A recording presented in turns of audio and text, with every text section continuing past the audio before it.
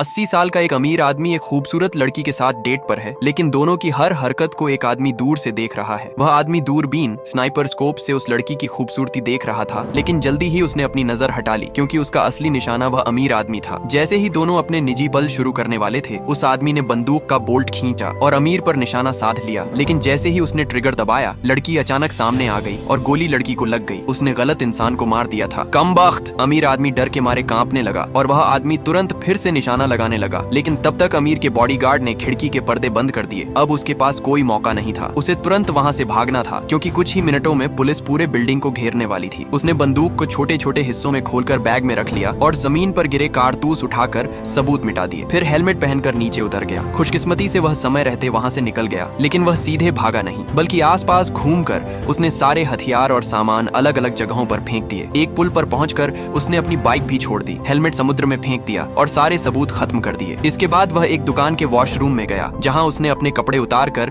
शरीर को अच्छे से धोया ताकि बारूद की गंध पूरी तरह खत्म हो जाए। फिर नए कपड़े पहन लिए और अब वह बिल्कुल अलग इंसान जैसा लग रहा था। अब उसका अगला कदम था इस दुनिया से गायब हो जाना। वह एयरपोर्ट पहुंचा दूसरे देश जाने के लिए और अंदर जाने से पहले उसने बंदूक से अपने फिंगरप्रिंट मिटा दिए और उसे कूड़ेदान में फेंक दिया। लेकिन जब वह टिकट लेने के लिए लाइन में खड़ा था तो उसने देखा कि 2 पुलिस वाले संदिग्ध लोगों को ढूंढ रहे हैं। लगता था कि पूरे शहर में अलर्ट जारी हो चुका है। हालांकि उसने पूरी तैयारी कर रखी थी, लेकिन पुलिस के कुत्तों को देखकर वह डर गया कि कहीं वे बारूद की गंध न सूंघ लें। इसलिए उसने तुरंत वहां से निकलने का फैसला किया और फिर से जाकर खुद को धोया। इसी बीच उसके बॉस का फोन आया और उसे मिशन पूरा करने के लिए कहा, लेकिन एक प्रोफेशनल किलर होने के नाते वह समझ चुका था कि अब यह मिशन नामुमकिन है। इसलिए उसने साफ मना कर दिया और अपने बॉस से रिश्ता तोड़ दिया। लेकिन जब वह विमान में बैठा तो उसने देखा कि एक चश्मा पहने आदमी उसे घूर रहा है। अपने 10 साल के अनुभव से उसे समझ आ गया कि वह भी एक किलर है और शायद उसका अगला निशाना वही है। उससे बचने के लिए वह चुपचाप विमान से उतर गया और एक होटल में रुक गया ताकि अगले दिन आगे बढ़ सके। होटल में भी वह बहुत सावधान रहा। उसने एक गिलास दरवाजे के हैंडल पर रखा और नीचे एक प्लेट रख दी ताकि अगर कोई दरवाजा खोले तो गिलास गिरकर आवाज करे और उसे पता चल जाए। फिर वह चाकू लेकर सोफे पर बैठ गया और पूरी तैयारी के बाद ही सोया। अगले दिन उसे लगा कि उसने उस किलर को पीछे छोड़ दिया है, क्योंकि अगली फ्लाइट में वह आदमी नजर नहीं आया। कई फ्लाइट बदलने के बाद